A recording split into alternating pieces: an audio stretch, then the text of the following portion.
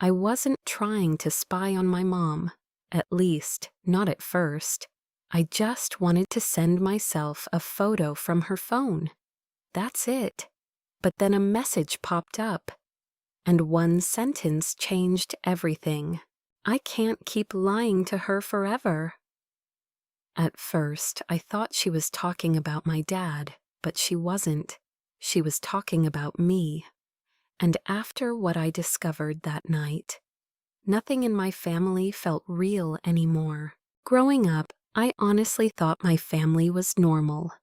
Not perfect, but stable.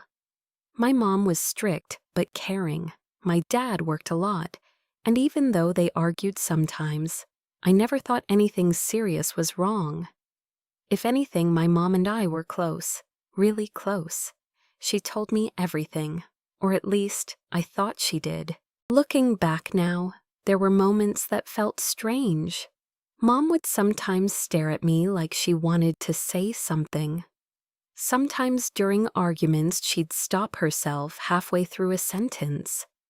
And there was always this tension between her and my grandmother whenever I was around. But I ignored it, because when you grow up inside something, you don't notice the cracks. One night, my mom asked me to help transfer photos from her phone. She went to shower while I stayed in the living room. At first, everything was normal. Then a notification appeared from someone saved only as A. The message said, "She deserves to know eventually." I don't know why, but my stomach instantly dropped. Something about it felt wrong. I should have ignored it. I know that now. But curiosity is dangerous, especially when it involves your family. So I opened the messages, and within seconds, my entire life changed. At first, I didn't understand what I was reading. The messages were emotional, complicated, years of conversations. Then I saw my name. That's when my hands started shaking. The person texting my mom wasn't a random man. It was someone connected to our family, someone I had known my entire life. And buried inside those messages was the truth. The man who raised me wasn't my biological father. I remember rereading the message over and over, like somehow the words would change, but they didn't. According to the texts, my mom had hidden the truth my entire life, and only a few people knew. My grandmother, the mysterious man texting her, and my mom. That was it. I felt sick, like physically sick, because suddenly every memory felt fake. Every family photo, every birthday, every moment with my dad. I didn't even know who I was angry at. My mom? The man who lied to me? Or myself for never noticing? When my mom came back from the shower, she immediately knew something was wrong. I was crying before I even spoke, and when I asked her the question, she froze completely. Who is my real father? I'll never forget her face. It looked like years of guilt hit her all at once.